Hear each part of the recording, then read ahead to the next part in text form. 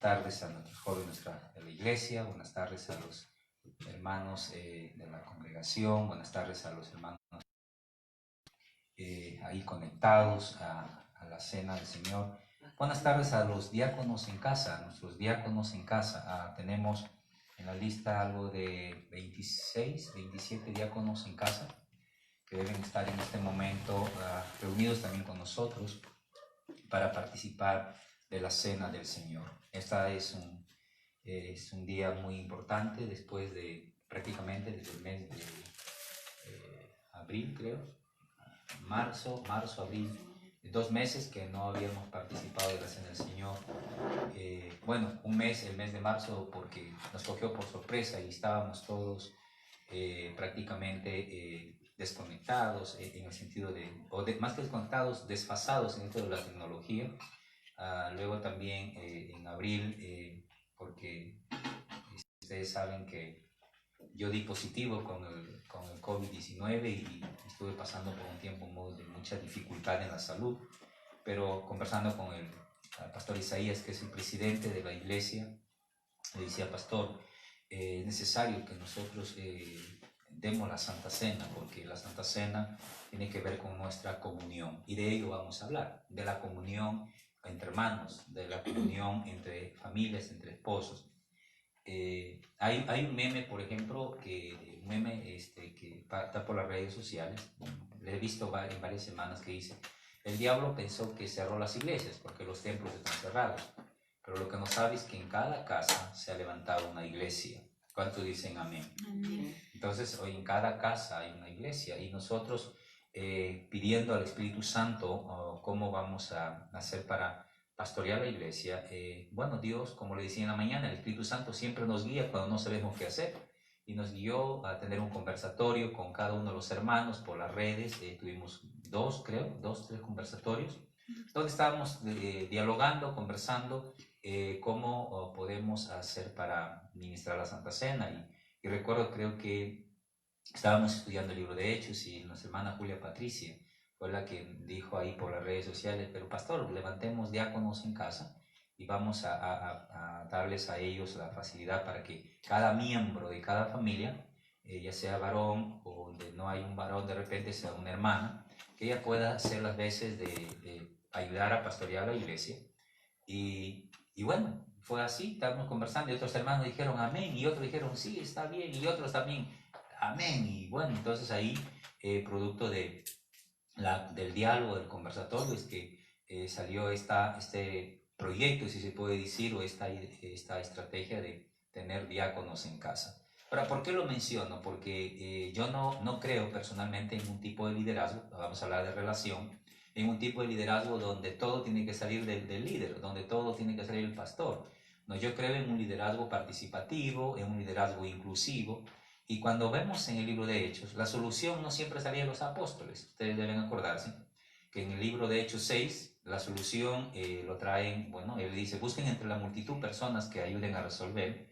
En Hechos 15 también, la solución es algo participativo. Entonces, yo estoy convencido que necesitamos, hoy más que nunca, está demostrando la gran importancia de tener un liderazgo participativo, un liderazgo inclusivo, un liderazgo donde no participe, no descanse solamente en una persona, que es el liderazgo organizacional, empresarial, que se ha incluido a veces en la iglesia, donde todo gira alrededor de una persona. Entonces, en nuestra congregación fue así, y es que luego hemos venido trabajando, orando, capacitando a nuestros hermanos por interno sobre este trabajo que estamos haciendo. Y creemos de que hoy muchos están ahí, así como nosotros. No sé si pueden ver, aquí en casa tenemos obviamente el vino, somos 5 que estamos aquí en casa, y está el pan. Entonces, que vamos a participar todos juntos, nosotros en la cena del Señor.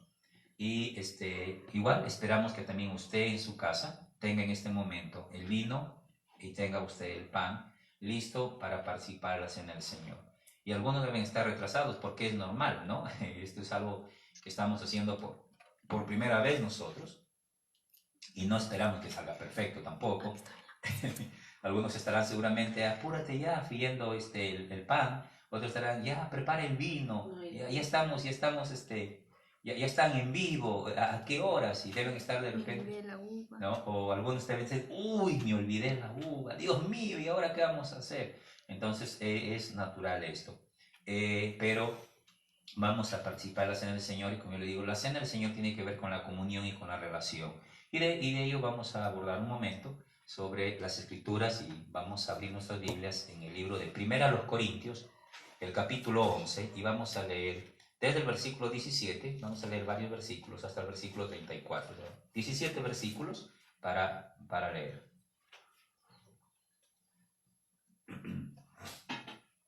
1 Corintios capítulo 11, versículo 17 al versículo 34. Entonces, todos con su Biblia ahí. Si tienen sus niños pequeños, también con su Biblia, como está acá mi esposa, está mi hijo Fran, está mi hijo John. Bueno, ustedes saben, nosotros tenemos tres hijos con mi esposa. A Abigail, que es nuestra primogénita, a Fran, que es nuestro segundo hijo, y nuestro último hijo. Bueno, nosotros pensamos que es el último, aunque mi esposa tiene otro tipo de fe. No, nuestro hijo John. Entonces, Dios nos ha bendecido con nuestros tres hijos y los tres son bautizados y los tres estamos aquí. Entonces, somos un núcleo familiar de 5 personas. Y como ustedes comprenderán, yo soy su papá de ellos, soy el pastor de ellos. Hoy estamos trabajando, hoy Abigail es la jefa de nosotros aquí, ¿no? Es la jefa de toda la producción y entonces yo soy su papá, su pastor, pero en la producción de todo esto soy su empleado, dicen, ¿no?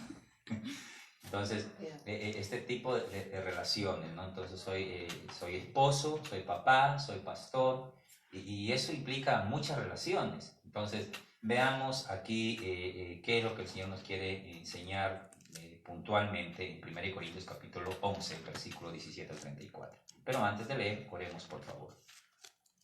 Bendito Padre y buen Dios, te damos gracias en esta hora por darnos la oportunidad, Señor, de estar reunidos juntos con mis hermanos aquí, con mi esposa, con mi hija, con mis 2 hijos varones.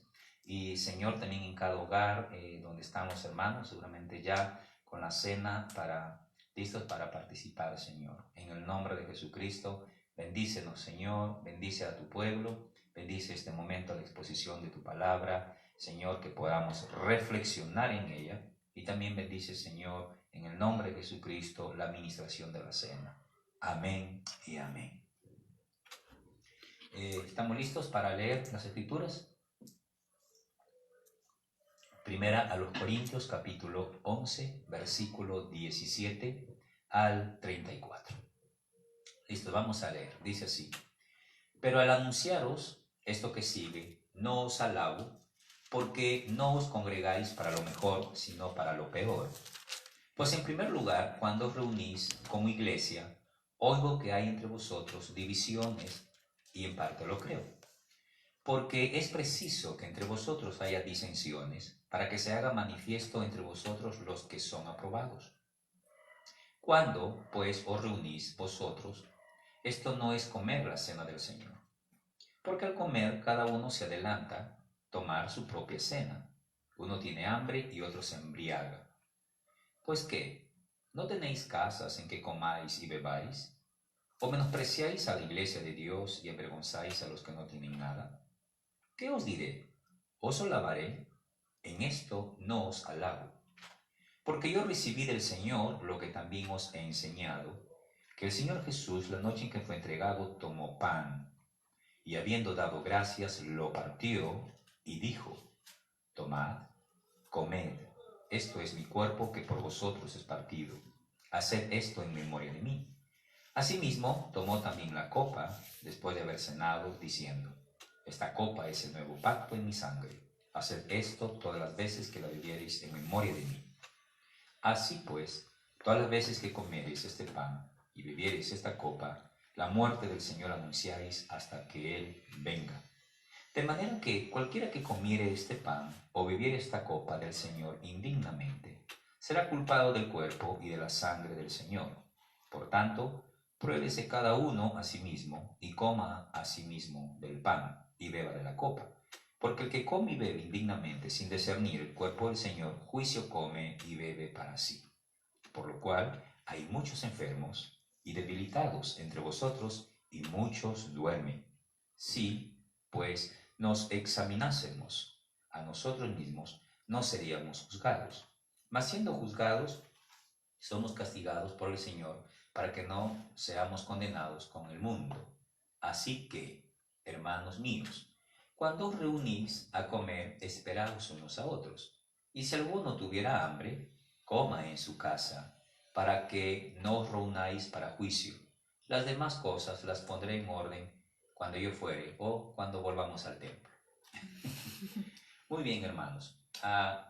Es interesante, quiero que ustedes presten atención al versículo 17, la negación que está ahí y la parte afirmativa en el versículo 2 del capítulo 11. ¿Qué dice en el versículo 2 del capítulo 11? Os alabo, hermanos. Y el 17 dice, no os alabo.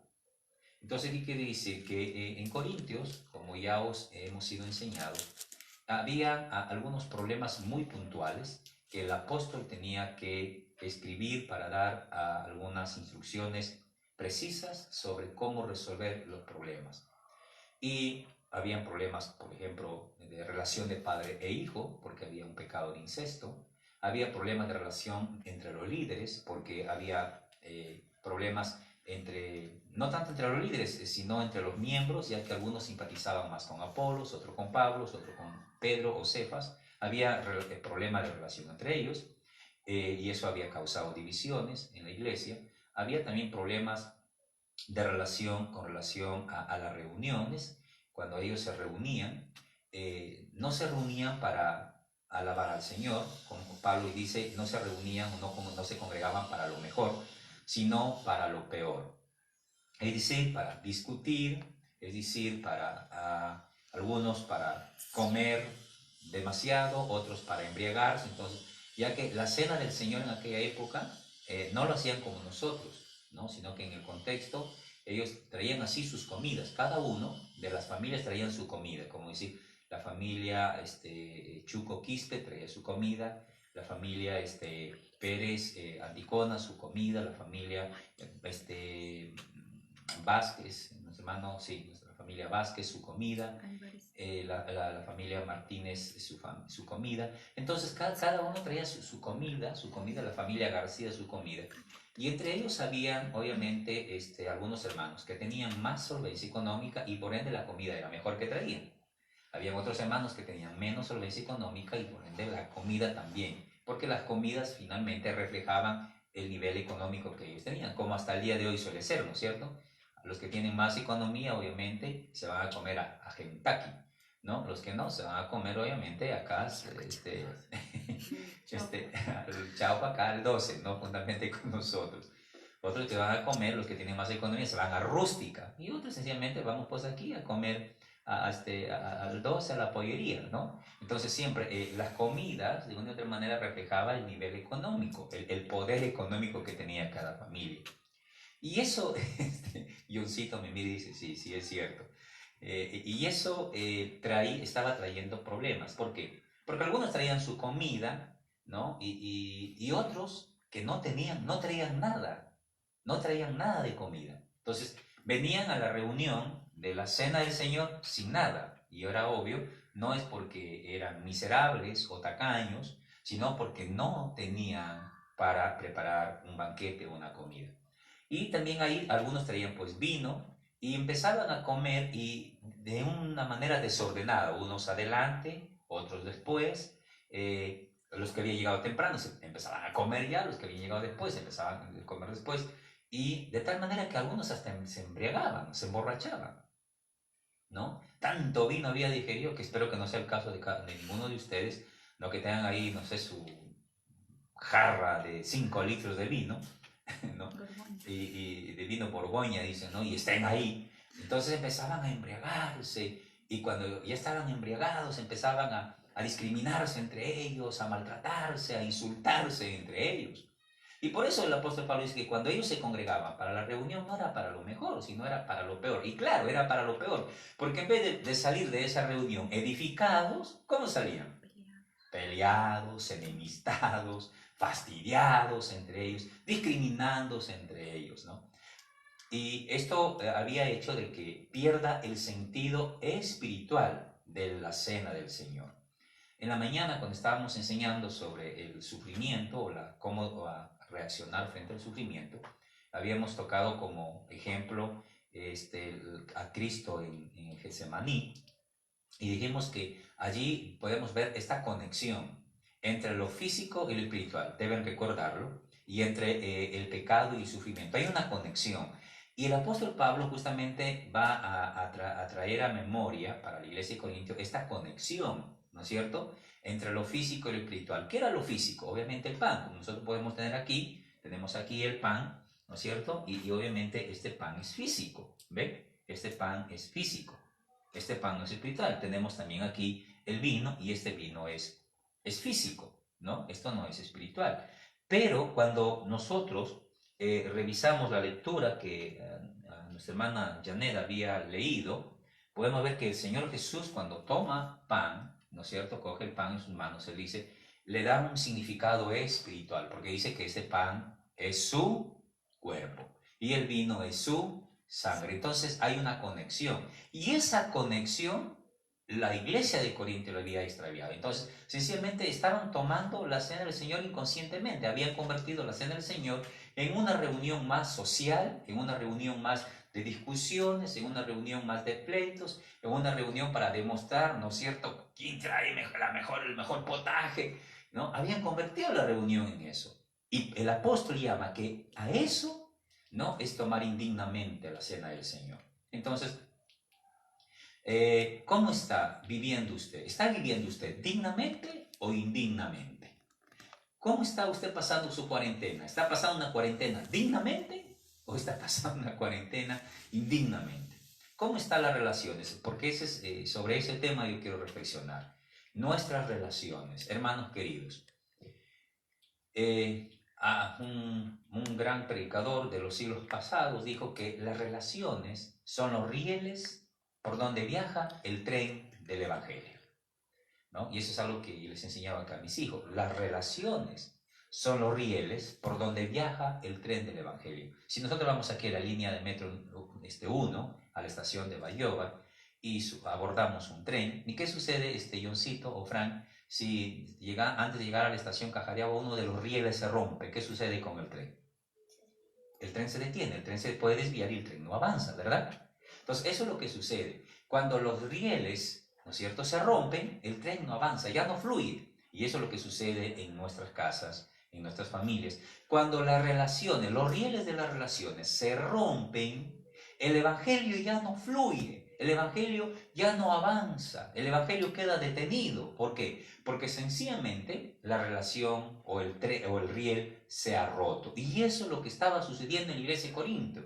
Las relaciones entre los hermanos estaban rotas, ¿no? Yo soy de Pablo, yo soy de Cefas, yo soy de Apolo, yo soy de fulano, de sultano, yo simpatizo. Las relaciones estaban rotas, ¿no? Habían el pecado de incesto. Un hijo estaba acostándose con la madrastra, con la esposa de su padre. Entonces, una vez más, la relación estaba rota, la relación de ese hijo con su padre y la relación del padre con la esposa estaba rota. Entonces, los hermanos aquí, los que tienen más dinero, ¿no?, menospreciando a los que no tienen, y los que no tienen, obviamente, estando ofendidos por el menosprecio, también respondiendo a los otros hermanos. Entonces, el tema, hermanos, de nuestras relaciones es muy importante.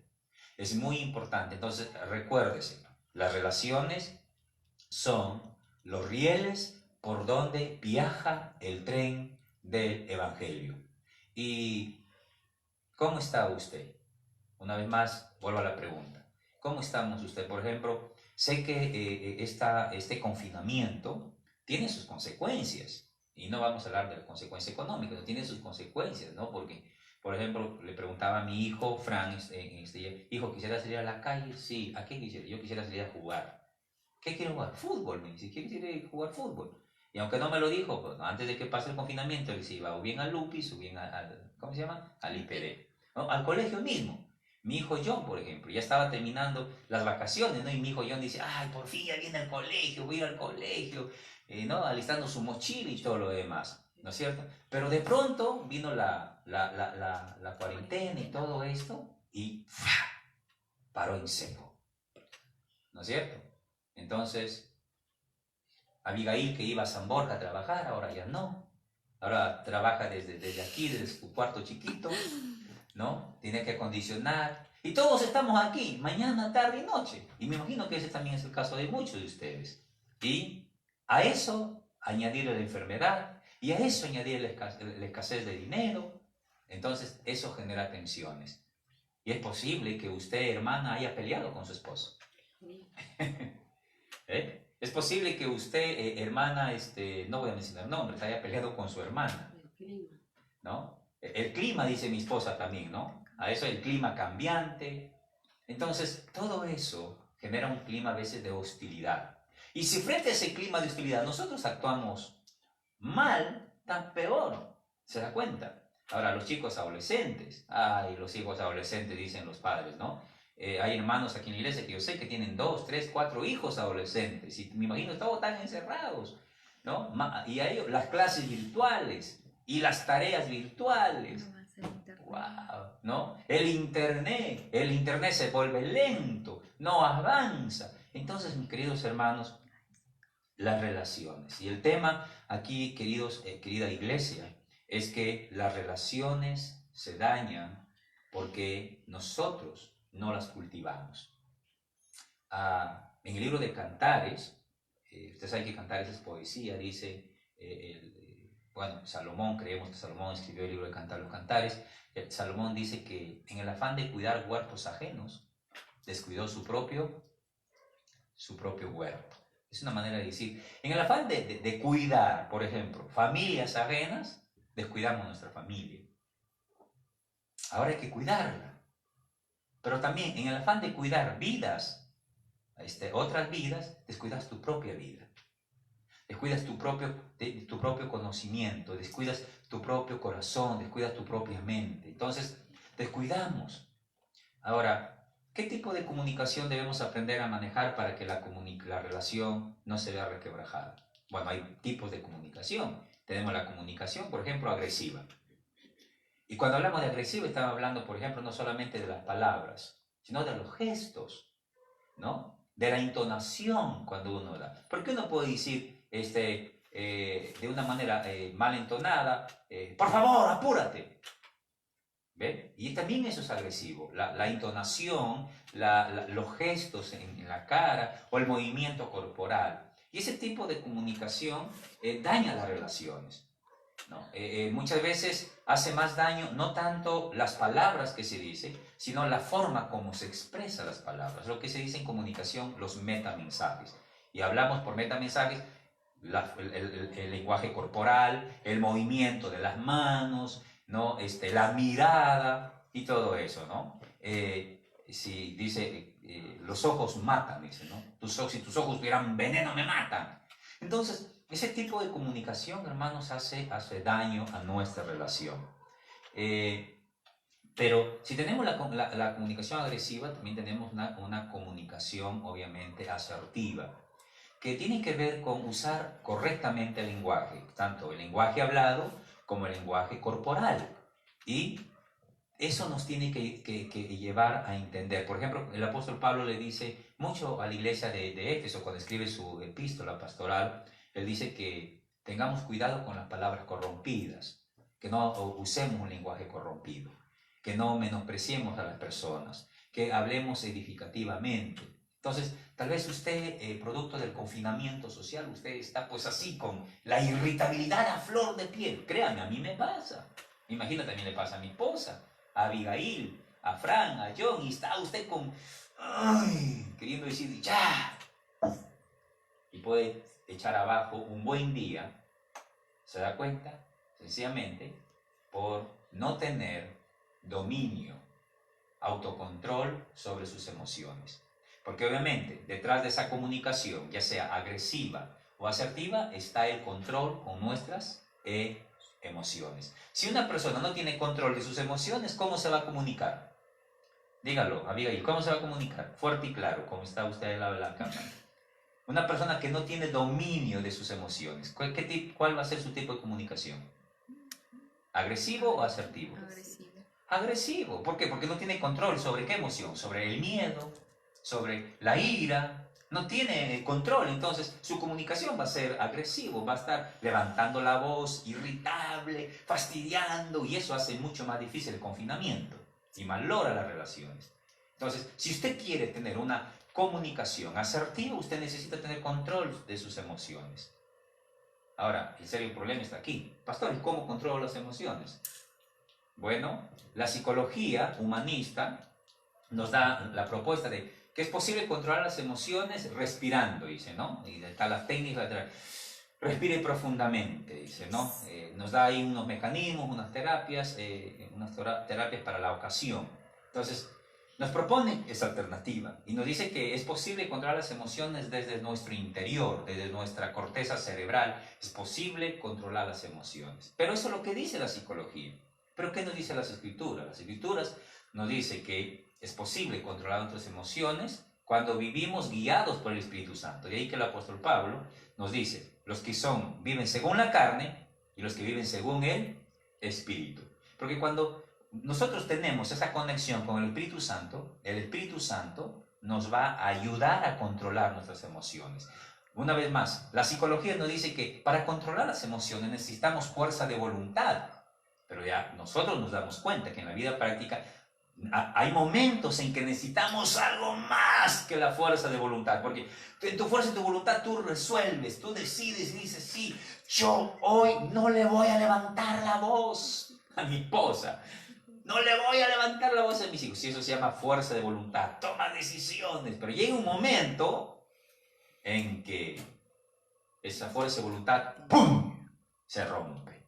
Entonces, necesitamos más que fuerza de voluntad, necesitamos más que conocernos a nosotros mismos, que hay que conocernos, necesitamos más que interiorizar, más que una nueva corteza cerebral, necesitamos, si a la fuerza de voluntad que ya tenemos le añadimos la comunión del Espíritu Santo, la presencia del Espíritu Santo, eso va a ser mucho más posible. Por eso, cuando usted esté en su casa a punto de renegar, a punto de discutir, sencillamente haga la oración salvadora de Pedro cuando estaba ahogándose. Señor, sálvame. Usted está a punto y dígale, Señor, sálvame, estoy a punto de soltar mi lengua, o de contestarle mal a mi papá, de contestarle mal a mi mamá. Créame. Y si usted dice, pero pastor, ya lo dije 2, 3 palabras, no importa, antes de que sigas hablando, muérdete la lengua y dile, Señor, sálvame en tu corazón, Señor, ayúdame, Señor, para no soltar mi lengua, ayúdame. Y créame, el Señor le va a ayudar. Entonces, recuerden la frase, las relaciones son los rieles por donde viaja el tren del Evangelio. ¿Qué echa a perder? O el tren de salvación, ¿cierto? El tren de salvación. ¿Ven? ¿Qué echa a perder nuestras relaciones? Una mala comunicación. ¿No es cierto? Una comunicación agresiva o ofensiva, no solamente verbal, sino también de gestos, corporal. ¿No es cierto? ¿Qué tipo de comunicación debemos practicar en nuestra casa, en nuestra vida? La comunicación asertiva. El apóstol Pablo desarrolla esta temática en Efesios capítulo 4. ¿Pero qué necesito para tener una comunicación asertiva? Autocontrolar mis emociones.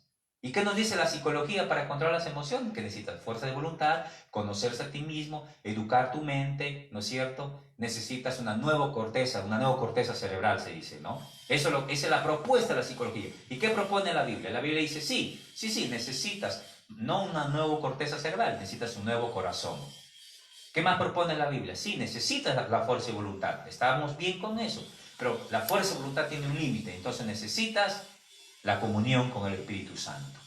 Y conecte la fuerza de voluntad al Espíritu Santo. El Espíritu Santo, tomando control de nuestra voluntad, tomará control de nuestro corazón. Y si toma control de nuestro corazón, tomará control de nuestra boca y de nuestra lengua y de nuestro cuerpo. Y cuando Él tome el control, usted podrá, en vez de decir palabras que denigran, palabras que edifican.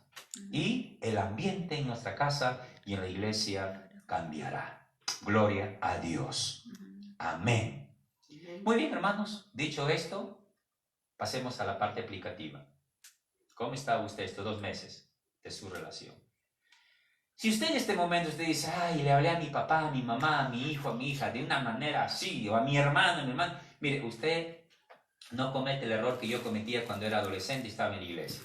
Yo sabía que había ofendido a alguien. Pero ¿sabe qué hacía? Me quedaba sin un rincón, a ver que la cámara que me siga, me refugiaba en un rincón del edificio de donde se colgaba la iglesia y estaba así. A mis 15, 16, 17 años, y estaba esperando que el hermano venga y me diga, hermanito Ismael, perdóname, hermano. Yo así. Pero yo sabía que lo había ofendido, sabía que me había comportado mal, sabía que me había actuado inapropiadamente, incorrectamente, yo sabía eso. Pero mi orgullo, mi ego no me permitía. Y cuando llegué, terminé, fui ordenado como ministro, ese también era un problema, porque yo sabía que a veces tenía dificultades con algunas personas y esperaba que esa persona venga. Hasta que tuve que entender que cuando la palabra del Señor nos dice, en el Padre Nuestro, perdona nuestras ofensas, como nosotros perdonamos a los que ofendemos, me di cuenta que muchas veces ofendo sin querer. Y muchas veces ofendo y no sé que la persona está ofendida, ¿no? A veces puede ser que mi hijo, uno de mis hijos, se sienta ofendido conmigo, pero yo no lo sé. Tal vez porque él quiso hablar conmigo y yo no le presté atención y ya se ofendió. Tal vez porque él quería hacer otra cosa y yo le pedí que haga otra cosa y se siente ofendido por eso. Entonces, si usted sabe que ofendemos, usted acérquese en este momento a su esposo, a su esposa, a sus hijos. Estamos en casa, estamos en familia. Y tenga un diálogo y dígale, hermano, en estos más de 2 meses ya, ¿no? 60, yo no sé cuántos días tenemos de confinamiento, no los tengo en mente, pero son más de 60 días que estamos aquí.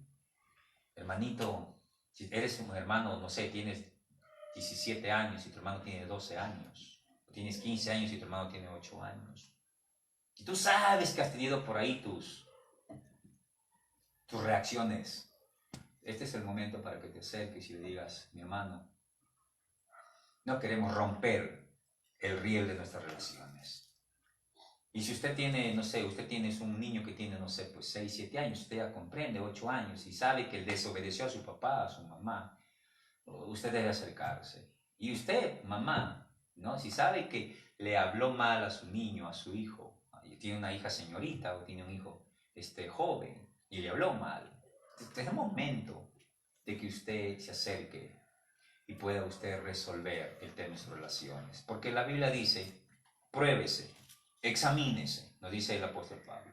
Examínese, pruébese cómo están sus relaciones. Y este es un buen momento. Vamos a poner un fondo musical, Abigail, ¿sí? Y vamos a poner esa canción del hermano Jesús Adrián Romero, creo que es Me dice que me ama. Y con esta canción vamos a entrar en un momento de examen y revisar cómo está nuestra comunión como familia. Entonces, vamos a tomarnos un tiempito de 3 minutos, creo, como solamente son, me imagino, 4 o 5 y podemos resolver lo más rápido posible. Y luego vamos a la cena del Señor. Listo, levanta el volumen. Y este es el momento. Nos ponemos en pie y vamos a examinarnos y ver cómo está nuestra relación. Me dice que me ama con un atardecer, lo dice sin palabras, con las olas del mar, lo dice en la mañana, A ver. con mi respirar. Esposa. Me dice que me ama y que conmigo quiere estar. Me dice que me busca cuando salgo y a pasear, que ha hecho